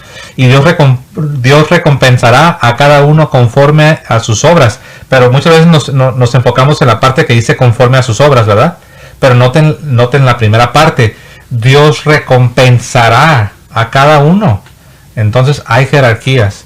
Entonces todos participamos en la obra de la redención, como bien decía, miré un comentario de Rodrigo Calvo, todos participamos en la obra de la redención, pero hay quienes tienen una participación más fuerte. Por ejemplo, yo no puedo tener una participación tan fuerte como la Virgen María, porque yo estoy manchado todavía y estoy luchando todavía con el pecado. Yo no fui creado sin mácula, yo no fui creado o no fui concebido sin la mancha del pecado original. A mí no se me concedió ese privilegio, ella sí, la Virgen María sí. No sé si habrá otra por ahí. Vamos a otra pregunta. Ok, dice Germán Posadas, y gracias hermano también por su donativo. Dice, ¿por qué en Mateo 20, 29 a 34 habla de 2 siervos de Jericó, y en Lucas 18 habla de uno solo? Sí, eso se debe, de hecho, ese pasaje no es el único, hay varios pasajes donde en un evangelio se habla de 2 endemoniados, en otro se habla de 1. Ahí no es una contradicción, si se quiere, es lo que los teólogos llaman una aparente contradicción. Tú dirás, ¿y qué significa eso de una aparente contradicción? Que en la superficie de entrada pareciese que se trata de una contradicción, pero cuando ya investigas, sobre todo cómo lo han visto los comentaristas bíblicos a través de la historia de la iglesia, siempre se ha creído que un evangelista está poniendo el zoom, la lupa, el lente sobre la historia de uno de ellos. Por ejemplo, en un evangelio se habla de los 2 ladrones que estaban al lado del Señor, y dice que los 2 le estaban injuriando, pero nunca presta atención a que uno se arrepiente, mientras que en otro evangelio se presta atención a esto, a que uno se arrepiente. Entonces, si nada más lo vemos desde la superficie, podemos llegar a la conclusión de que se trata de una contradicción. Ahora, si partimos con sospecha, si partimos con dudas, si partimos de la premisa de que la iglesia nos está mintiendo, pues sí, rápido vamos a decir que es una contradicción. Pero no, solo se trata de una aparente contradicción. Un evangelista está prestando toda su atención, está poniendo el zoom, el lente, está poniendo toda su atención en uno de estos 2 personajes, mientras que el otro está mencionando, típicamente cuando se mencionan los 2, es de manera general. No se cuentan detalles, no se dice lo que sucede con alguno de ellos. Y típicamente cuando un evangelista menciona a uno, es porque te va a contar algo que este uno dijo o este uno hizo. Pone el zoom, el lente, toda la atención en uno de los 2 personajes. Quiero hacer aquí un comentario, porque este hermano ya me está preguntando esta pregunta y no he tenido tiempo de responder. Nuestro hermano Matías M. Dice, ¿en qué año se compiló el Antiguo Testamento de la Septuaginta? Buena pregunta. La Septuaginta, para los que no saben, Cuando tú hablas de Septuaginta estamos hablando del Antiguo Testamento, ¿ok? Para los que no saben, yo sé que la mayoría lo saben. La Septuaginta es el Antiguo Testamento. La Septuaginta es la traducción griega de las escrituras hebreas. Lo voy a repetir. La Septuaginta es la traducción griega de las escrituras hebreas, ¿ok? Pero esta traducción griega fue muy popular. Los judíos de la diáspora, que estaban diseminados a través de todo, primero el imperio griego y después lo que sería el imperio romano, la utilizaban, ¿ok? El 80% de las citas bíblicas del Antiguo Testamento que aparecen en el Nuevo Testamento se tomaron de esta traducción, la famosa Septuaginta. Pero lo que me pregunta Matías, y es una buena pregunta, Matías pregunta, ¿en qué año se compiló? La respuesta es que fue un proceso. ¿Ok? Tú dirás, ¿pero por qué fue un proceso? Porque recuerden que en los últimos libros del Antiguo Testamento, ahí entrarían los llamados deuterocanónicos, se fueron escribiendo de manera progresiva. No solo los deuterocanónicos, todos los libros del Antiguo Testamento se iban escribiendo de manera gradual, poco a poco, unos en un año, otros en otro año, otros en otro siglo. Entonces, conforme se fueron publicando los últimos libros del Antiguo Testamento, que dicho sea de paso, entre los últimos están los deuterocanónicos, se fueron agregando a esta traducción. ¿Ok? Entonces, la pregunta es, ¿cuándo se compiló la Septuaginta? La respuesta es, fue de manera gradual y fue de entre el siglo el siglo tercero, perdón si agarro mal los números porque recuerden que estoy respondiendo de mi memoria, entre el siglo tercero al siglo primero. ¿Ok? Entonces fue un proceso. Conforme los libros se escribieron, se fueron traduciendo hasta que ya tenemos la colección completa. Es como, no sé si han visto que algunos comentarios bíblicos, no crean que los producen así de como se dice, de un, ¿cuál es la expresión que quiero decir? Así de un jalón. O sea, no crean que los comentarios bíblicos los van publicando libro por libro, porque es un trabajo monumental, es una obra muy grande. Entonces es un proceso. La respuesta, hermano Matías, es que es un proceso que tomó un par de cientos de años. Sí. También tenemos otra pregunta de Germán Hurtado de Colombia. Dice, en mi parroquia el párroco predica vehementemente que el Papa es Benedicto XVI. ¿Qué yo debería hacer? Por favor, respóndame. Bueno, primero esa es mi opinión. Esa es mi opinión. Yo no te puedo decir lo que tú debes hacer, pero yo te puedo compartir lo que yo haría. Lo que yo, José Plasencia, haría, yo, número uno, me pondría a orar por mi párroco, pero ahí no acabaría, sino que ahí empieza. Número uno, yo estaría pidiéndole a Dios por mi párroco. Número dos, en cuanto yo tuviese la oportunidad de tener un buen diálogo con mi párroco, pues yo le diría, padre, con cortesía, con amor, debo decirle que lo que se está diciendo es incorrecto. Porque la última vez que yo revisé, el Papa es el Papa Francisco. Okay, eso es lo primero que yo haría. ¿Okay? Si él todavía sigue todavía con su teoría de conspiración, porque eso es una teoría de conspiración. Yo pienso que en el sentido práctico, pues yo busco otra parroquia. En el sentido práctico, porque no voy a estar ahí tolerando eso todo hasta que él se arrepienta, ¿no? Y ni voy a exponer a mi familia a que estén escuchando eso. Pero yo pienso que no me quedaría ahí. O sea, no solamente me cambiaría de parroquia, sino que yo creo que mi deber como católico para estar en una buena conciencia, tener una conciencia limpia, es hacerle saber al obispo. Es hacerle saber al obispo. Eso es lo correcto. Lo correcto no es que te quedes callado. Lo correcto no es que no digas nada. Ahora, eso sí se trata de tu párroco, ¿no? Si es un párroco en Australia, pues bueno, deja que las personas en Australia lleven a cabo este proceso, ¿no? Pero si se trata de mi párroco, a mí me toca. ¿Ok? Entonces eso es lo que yo haría, ¿no? Así a grandes rasgos. Okay. Déjale esto. Alexis Canseco dice, se jactan de ser una, pero aún dentro de ustedes mismos están divididos por el Papa. Ese es el clásico,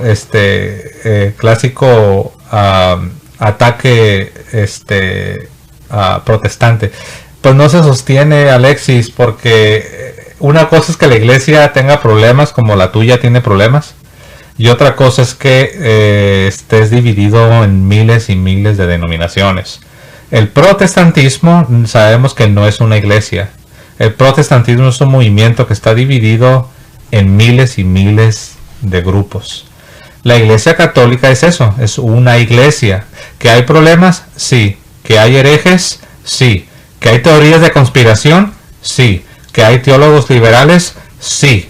Pero eso no significa que estemos divididos. La iglesia sigue siendo una.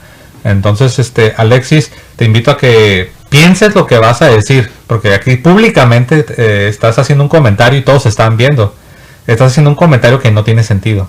Estás comparando peras con manzanas. Estás comparando problemas en la iglesia con un movimiento dividido en miles de denominaciones.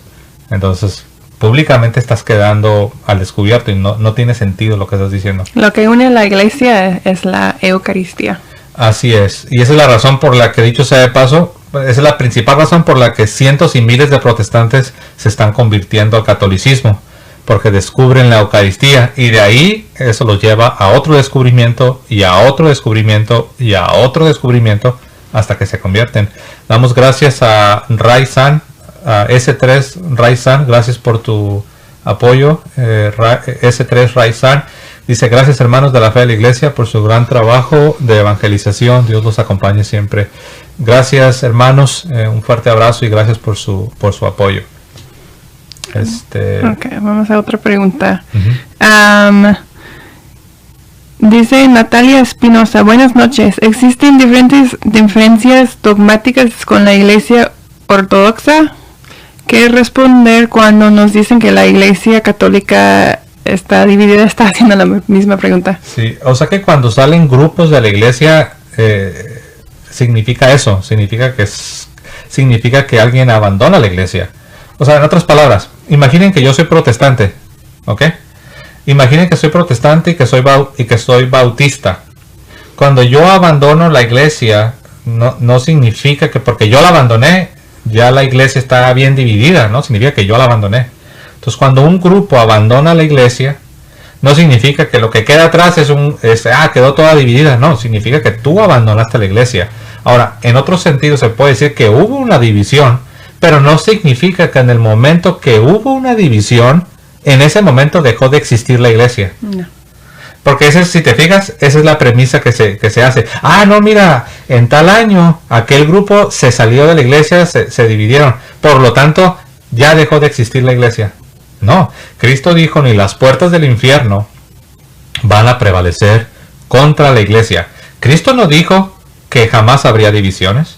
Cristo no dijo que jamás nadie abandonaría la iglesia. Cristo no dijo eso. Cristo dijo que la iglesia nunca dejaría de existir. ¿Ok? Entonces, cuando un grupo, ya sea los coptos o los ortodoxos, o ni se diga de los que abrazaron herejías en el sentido estricto, como los arminianos, los donatistas, no significa que cuando esos grupos se salieron de la iglesia, no significa que ya no exista la iglesia. ¿No? O sea, son dos cosas. Ahí es lo mismo, estamos comparando peras con manzanas. En el 1054, los grupos ortodoxos se separaron de la iglesia. Entonces, ellos tienen los sacramentos, sí. Ellos tienen sucesión apostólica, sí. Ellos tienen sacerdocio, sí. Ellos rechazan algunas cosas, sí, porque recuerden, en el 1054 se separan. Entonces, del 1054 a la fecha, la iglesia ha reflexionado sobre distintos temas. Y algunos de estos temas, algunas definiciones dogmáticas, como ellos ya estaban fuera, o sea, ya se habían ido, ya habían abandonado el hogar, por así decirlo, pues lo desconocen, por obvias razones, porque ellos se lavaron las manos y se fueron, por decirlo así. Entonces, pero ellos salieron de la iglesia, pero no significa que cuando ellos salieron, ya la iglesia dejó de ser la iglesia. También pregunta Polo, Marcos 16:14 dice, el que creere y fuere bautizado será salvo. ¿Por qué los hermanos separados usan este versículo para confundir al católico sobre el bautismo de niños? ¿Pueden explicar? Sí, porque eso es crear una falsa dicotomía. Eso es poner a Marcos contra Pedro. Porque Pedro dice que el bautismo es para los creyentes y para sus hijos. Entonces, si yo voy a interpretar Marcos de la manera que esta persona interpreta Marcos, o el protestante, entonces, ¿qué hago yo con Pedro? Porque Pedro, que dicho sea de paso, fue el maestro de Marcos. Pedro dice que el bautismo es para los cristianos, para los que ellos son, obviamente para los creyentes que ya son grandes, pero no solo para ellos. Dice que también es para sus hijos. Entonces, ¿a quién le voy a creer? ¿A Pedro o a Marcos? La respuesta es a los dos. Cuando se habla de creer y ser bautizado, obviamente se sobreentiende de que los que van a creer los que van a ejercitar su fe son los que ya son adultos cuando les llega el mensaje. Pero no se sigue o no se concluye que porque ellos sí creyeron, no se sigue o no se concluye que los bebés van a ser excluidos del pacto con Dios. Porque vean lo que dice aquí. Hechos capítulo 2. Pregunto yo, ¿los niños en el antiguo pacto eran excluidos del pacto? ¿Tú qué piensas, Sharon? En el antiguo pacto, en el Antiguo Testamento, los bebés ¿eran sacados del pacto con Dios? No. ¿Verdad que no? ¿Pero por qué? Si no pueden creer, no son adultos, no pueden ejercitar su fe. Pues ¿por qué no? Porque Dios trata con familias, no trata solo con el papá y la mamá. Dios trata con toda la familia.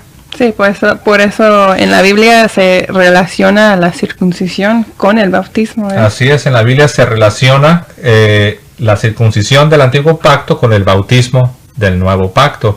Y vean lo que dijo San Pedro, capítulo 2, verso 38. Noten lo que dice San Pedro, el maestro de Marcos. Pedro les dijo, arrepentíos y bautícese cada uno de vosotros en el nombre de Jesucristo, para perdón de los pecados, y recibiréis el don del Espíritu Santo. Y noten que el Espíritu Santo se recibe en el bautismo. Pero bueno, verso 39, porque para vosotros es la promesa y para vuestros hijos. Entonces, ahí tenemos, Pedro le dice, para ustedes es la promesa, pero no solo para ustedes, es para vuestros hijos. Ni un judío va a decir, ¿para nuestros hijos? ¿Qué te pasa? No, ellos son bebés, son niños, ellos todavía no pueden. Porque un judío, para él era lo más normal que Dios estableciera pacto, no solamente con papá y mamá, sino que estableciera pacto con las familias de Israel, incluyendo a los hijos. En otras palabras, los hijos de los cristianos no quedan excluidos del pacto con Dios.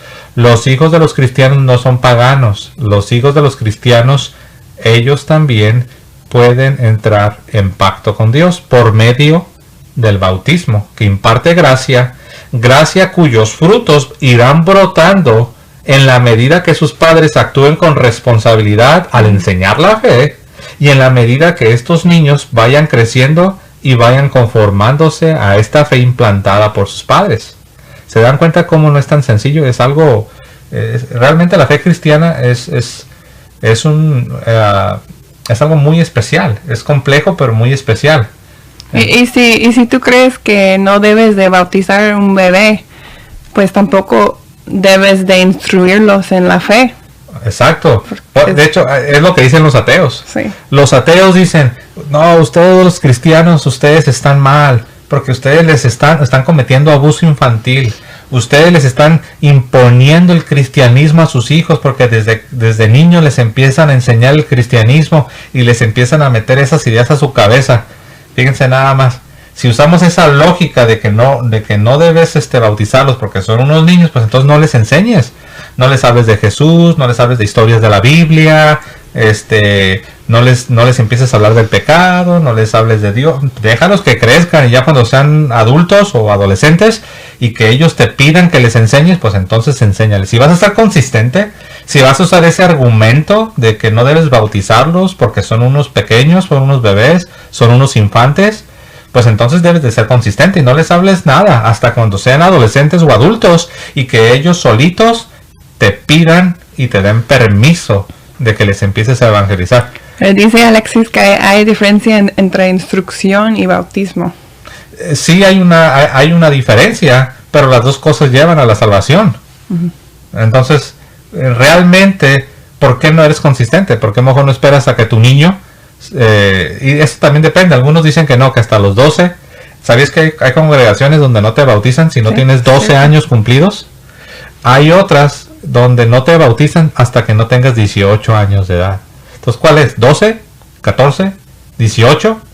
En algunas dicen que no es necesario esperar hasta los 12. En algunas dicen que no, que a los 10. Otras que a los 8. ¿Tú cuántos años tenías cuando fuiste bautizada? 7. 7 años. ¿Comprendías todo el cristianismo? No. Entonces, no se sostiene. Ni la lógica, ni la historia. Si tú preguntas, ¿cómo bautizaban los cristianos de los primeros siglos? ¿Bautizaban solo adultos? La respuesta es no. Es más, ¿sabes cuál era la única controversia que había sobre el bautismo? ¿Quieres que te compruebe, Alexis? Ojalá que estés buscando la verdad. Si solamente quieres discutir, no te va a importar nada que yo tenga que decir. Pero si tú estás buscando la verdad, no solo Alexis, sino cualquier hermano que nos escuche, que no sea católico, si tú estás buscando la verdad, escucha lo que te voy a decir. En los primeros siglos del cristianismo, ¿sabes cuál era la única controversia que había sobre el bautismo? No era si se lo aplicabas a los bebés o no se lo aplicabas a los bebés. La única controversia que había era si le tenías que dar el bautismo al bebé al primer día de nacido o al 8º día de nacido. Sí. Había unos que decían que no, que al primer día de nacido ya los podías bautizar, y otros decían que no, que tenías que imitar a los judíos de aplicar la circuncisión al 8º día, y por lo tanto también teníamos como cristianos que esperar al 8º día para administrar el bautismo. Entonces, mira nada más. Todos estaban en común acuerdo, en que los bebés sí podían ser bautizados. Donde entraban en controversia era si podías bautizar al bebé o al primer día o al 8º día. Me gusta lo que dice Sara Albertorio. Dice, cuando nuestros niños son pequeños, los llevamos al doctor para su salud física y los llevamos a la iglesia para su salud espiritual. Exacto, entonces ahí tienes un paralelo, ahí tienes una analogía, una comparación. A ver, ¿por qué le pones nombre a tus bebés? ¿Por qué no esperas a que sean adultos y ellos escojan el nombre? ¿Para qué los alimentas? No nomás el doctor. ¿Qué decir de la alimentación? ¿Para qué los alimentas? Espérate que crezcan y te digan si quieren que les des comida o no. Así como tú te preocupas por la salud del cuerpo, por la alimentación del cuerpo, tu responsabilidad como papá es preocuparte por la vida espiritual de tus hijos. Y la vida espiritual tiene su inicio, su comienzo, con la gracia del bautismo. Entonces, ahí lo tenemos. Bueno, ya tenemos 1h30. No sé si quieres una pregunta más o... Sí, podemos tomar una más. Doy gracias a Alfredo Hernández. Gracias, Alfredo, por tu apoyo a este apostolado. Gracias por tu generosidad. Dios te bendiga y gracias, hermano. Ok, última pregunta de Juan Ramírez. Dice, hola, buenas noches. Una pregunta. ¿A qué mandamientos se refiere Apocalipsis 14:12? Esta pregunta la hago porque los adventistas dicen que los católicos no respetamos el 4º mandamiento. Sí, bueno, ahí son dos preguntas, ¿no? La primera pregunta, la mujer de Apocalipsis, es Apocalipsis 14:12. 14:12. Bueno, si se refiere aquí, tengo que leerlo, ¿no? Pero si se refiere a lo de la gran ramera, ellos dicen que es la iglesia, pero los intérpretes de los primeros siglos dicen que es Roma imperial. Entonces tenemos a un grupo, en este caso los adventistas, que nacieron en el siglo XIX en los Estados Unidos, ¿ok? De un falso profeta que profetizó varias veces y dio la fecha en que supuestamente Cristo iba a regresar y no se cumplió. Fue un falso profeta. De este señor, de este falso profeta, predicador americano en el siglo XIX, en los 1800, de este falso profeta nace un grupo, de hecho nacen varios. De ahí vienen los adventistas y sus primos, los testigos de Jehová, y otros grupos que han salido de ellos, ¿no? Pero bueno, de este grupo vienen los adventistas. Entonces, ¿a quién le voy a creer? ¿Al fruto de un falso profeta del siglo XIX en los Estados Unidos? ¿O la interpretación de los cristianos de los primeros siglos, que decían que la mujer de Apocalipsis, la gran ramera, era Roma imperial, la capital y la cuna de mucho paganismo y de mucha idolatría, simplemente paganismo?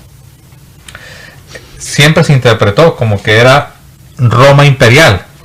Y algunos lo que hacen, los adventistas, ¿sabes lo que hacen? Primero te empiezan a hablar, es interesante porque los adventistas te empiezan a hablar de Roma imperial. Y te hablan, no, mira cómo hasta los paganos se referían a Roma como una ciudad de idolatría. Se referían a Roma como una ciudad llena de inmoralidad y de idolatría. Pero luego lo que hacen, le dan ahí un torcijón, en inglés un twist, lo tuercen, y de Roma imperial extrapolan, se brincan allá a Roma cristiana. Y dicen, ¿ves? Ahora eso significa que es lo mismo. Roma cristiana sigue siendo la gran ramera. Cuando todo el fundamento que ellos estuvieron construyendo se refería a Roma imperial. Es decir, a Roma antes de ser Roma cristiana. Entonces, bueno, pero estoy aquí hablando mucho y no he leído el pasaje. Apocalipsis 14, 7, ¿dijiste? Creo que era 14, 12. Sí. Bueno, en el 14, 12. Sí, habla de mandamientos, ¿no? No, el 7. Okay. Dice, diciendo a gran voz, temed a Dios y dadle gloria, porque la hora de su juicio ha llegado, y adorad a aquel que hizo el cielo y la tierra y el mar. O sea, adora a Dios. Creo que sí. Tenía la pregunta sobre los mandamientos. ¿Cuáles mandamientos? Porque los adventistas dicen que los católicos no respetamos el mandamiento del sábado. Oh, no, sí, pero es una cosa distinta, sí. Por un lado está la mala interpretación de la gran ramera, ¿no? Que se refiere a Roma imperial, ¿ok? Que sí es cierto, tú puedes encontrar escritos de escritores paganos que sí, ellos se refieren a Roma como una ciudad de idolatría y de inmoralidad. Pero esa es la Roma pagana, esa es la Roma imperial. Los adventistas lo extrapolan y quieren aplicarle lo que le aplicaba a la Roma pagana, a la Roma precristiana, se lo quieren aplicar también a la Roma cristiana. O sea, eso ahí es un grandísimo error. Por otro lado, lo del mandamiento es que ellos tienen una muy mala interpretación. Por ejemplo, sabemos que los judíos guardaban el día de reposo el sábado, ¿okay? Y dicen que los cristianos todavía debemos someternos a ese día de reposo. Pero hay muchas cosas que los judíos hacían que nosotros no hacemos y que los adventistas tampoco hacen. Pero un adventista te va a decir, no, mira, los judíos, ellos adoraban a Dios en sábado. Por lo tanto, nosotros debemos de adorar a Dios en sábado. Y luego te van a decir, y ves, en este versículo dice que esto será por estatuto perpetuo. Aquí dice que guardarás el día de reposo y te será por estatuto perpetuo. O sea, para siempre. ¿Ves? Perpetuo. Debe de seguir aplicando para ti y para mí. Lo curioso es que la Biblia también dice que vas a circuncidarte y que eso será por estatuto perpetuo. Entonces hay dos posibilidades. Una, la Biblia se está contradiciendo. O dos, los adventistas también están en un problema porque no se circuncidan. Y la Biblia habla de la circuncisión también como algo perpetuo. Yo le preguntaría a nuestros queridos amigos adventistas, ¿por qué no te circuncidas? Ahí también dice que es estatuto perpetuo. Sí. Entonces ahí vemos una inconsistencia. Jesucristo resucitó el primer día de la semana, que es el día que conocemos como domingo. Para los que no saben, domingo viene del latín día del Señor. ¿Okay? Jesús resucita el primer día de la semana, el domingo, el día del Señor. Y Jesús inaugura la nueva creación. ¿Okay? Entonces Cristo trajo la nueva creación. Y esta nueva creación fue inaugurada con la resurrección de Cristo, que ocurrió el primer día de la semana. ¿Y cuál es el primer día de la semana? es el domingo. Es el día que llamamos domingo, el día del Señor. Si tú vas al Nuevo Testamento, te vas a dar cuenta que los cristianos se reunían el primer día de la semana. Ese día Cristo resucitó. Ese día se inauguró la nueva creación. El día de reposo pertenece a la antigua creación. El día del Señor pertenece a la nueva creación. En Hebreos se nos dice, capítulo 4, si no me equivoco es Hebreos 4:10, se nos dice que los que creemos en Cristo entramos al reposo de Dios. Entonces, el reposo de Dios es cuando uno se une a Cristo. Cristo inauguró la nueva creación y esto sucede en el primer día. Por eso en el Nuevo Testamento se dice que los cristianos se reunían el primer día de la semana. San Pablo, cuando habla a las iglesias y les dice, cuando ustedes se reúnan, dice, y habla de la ofrenda para los pobres, también dice cada primer día. Entonces los cristianos se reunían el primer día porque Cristo inaugura la nueva creación. Nosotros no estamos en el Antiguo Testamento. Y el argumento de nuestros queridos amigos adventistas, el argumento de que ahí dice que el sábado será estatuto perpetuo, es inconsistente, porque también de la circuncisión se que será estatuto perpetuo, y ellos no se circuncidan.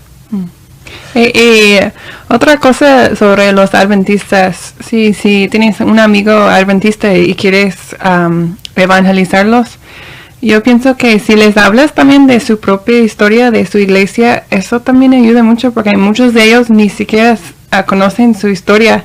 Y tenemos en el canal de nosotros un video sobre la historia de los adventistas, si quieren aprender y saber cómo defender su fe con los adventistas. Por último, antes de despedirnos, un hermano preguntó que la mujer de Génesis 3:15, el famoso protoevangelio, es donde tenemos la primera profecía que Dios hace sobre el futuro redentor, pero no solamente habla de un futuro redentor, también habla de la mamá, de la madre del redentor.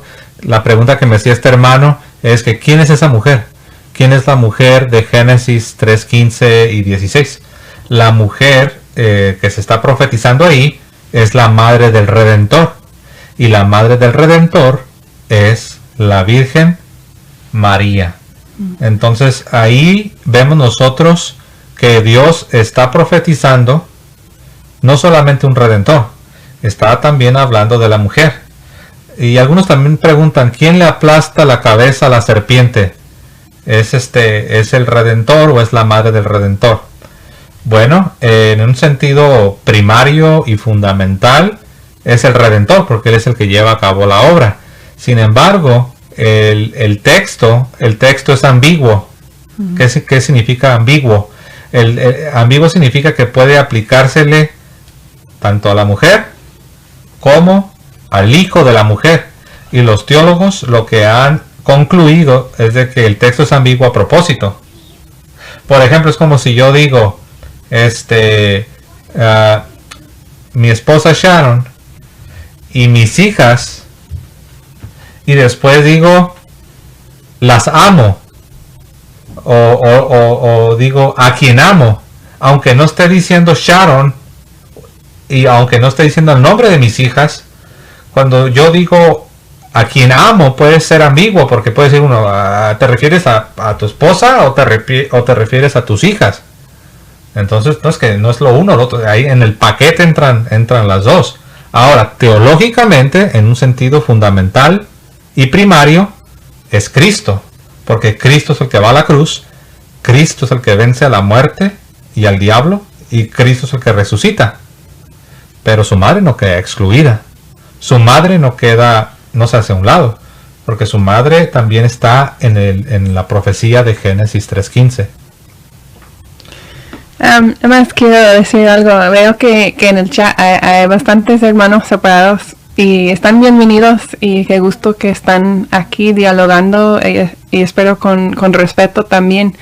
Además les quiero animar que por algo están aquí, y si están buscando la verdad, que lo buscan con el corazón abierto. Muchas veces lo más difícil que de una conversión es aceptar que tal vez estás equivocado. Yo creo que en mi propia conversión, aceptar de lo que me habían enseñado toda mi vida, estaba equivocado, era tal vez lo más difícil. Sí, y aquí son bienvenidos todos. De hecho, hay varios hermanos que no son católicos y ahí están comentando y no se les dice nada, ¿no? Pero ya ahorita borré a Giovanni Galo, que solamente está ofendiendo ahí a las personas en el chat, ¿no? O sea, una cosa es cuando alguien viene buscando la verdad. Sí. Obraríamos mal si alguien que está buscando la verdad, no lo recibimos y no tratamos de explicar, ¿verdad? Obviamente, pues toma tiempo, no lo vamos a convencer en un día. Pero si alguien viene nada más a estar ofendiendo y estar nada más causando pues peleando, ¿no? Pues eso no lo vamos a permitir. ¿Por qué? Porque no podemos permitir que tú le estés faltando respeto a todos los que están en el chat. Porque cuando alguien viene a pelear y a hacer comentarios ofensivos, le estás faltando respeto a todos los que están en la comunidad. Entonces, no. Te amamos, te respetamos, eres bienvenido, pero si vas a venir a solamente estar ofendiendo, peleando, con todo respeto, primero te vamos a sacar. Y si sigues, o si yo veo que alguien tiene 10 comentarios, y sus 10 comentarios son solamente estar ofendiendo, no lo voy a poner automáticamente, ¿no? Aquí hay personas que han llegado y se empiezan como queriendo faltar respeto y les hemos dicho y los hemos puesto algunas veces en lo que le llaman el tiempo fuera, que son 3 minutos, ¿no? Son 3 minutos y regresan y ya regresan tranquilos y ya, no pasa nada, siguen aquí. Pero bueno, pero eso es parte, como dicen, no es parte del show, esto es parte de... Sí, yo me acuerdo cuando yo era protestante, yo no era grosero, pero sí era muy necio y sí, y sí me aferraba en mi postura, pero no era grosero, o sea, no andaba diciendo... como esta persona, ¿no? Que cuando estábamos hablando de la Virgen María, ¿quién? La guadalupana, y hablando puras cosas así sin sentido. Yo no hacía eso. Yo ofrecía versículos, yo decía la historia, yo trataba de argumentar usando la razón. Sí, es algo que nos gusta. Nos gusta mucho el diálogo, pero con fundamentos y con respeto. Así es. Bueno, pues aquí vamos a dejarlo, hermanos. Si no se han suscrito al canal, les animamos a suscribirse. Suscríbanse al canal. También les animamos a darle like. Y bueno, también les hacemos la cordial invitación. Si alguien quiere unirse a nuestra comunidad, en la parte de abajo hay unas letras azules que dice, en inglés dice join, en español dice unirse. Hagan clic y ahí les dará las opciones los que quieren unirse a nuestra comunidad. Hay algunas cosas algunos beneficios. Pronto vamos a tener un en vivo especial para los miembros. También cuando alguien se une a la comunidad, puedes usar estos emojis. Son emojis especiales. Es una forma de decir gracias a los que se unen a la comunidad. Si tú preguntas cómo me uno, aquí en la parte de abajo con letras azules dice join, o en español dice unirse, y ahí si haces clic ahí te da las opciones de cómo te puedes unir. Hermanos, les mandamos un fuerte abrazo, les queremos mucho. Gracias a todos por su paciencia. Ya tenemos aquí más de 1 hora y media, y también les animamos a dejar sus comentarios. Dejen sus comentarios, hermanos, y comparten también este video. Nos ayuda a llegar a más personas. Y bueno, como siempre, ¿no? Que viva Cristo Rey y que viva Santa María, siempre Virgen. Que viva. Hasta luego, hermanos.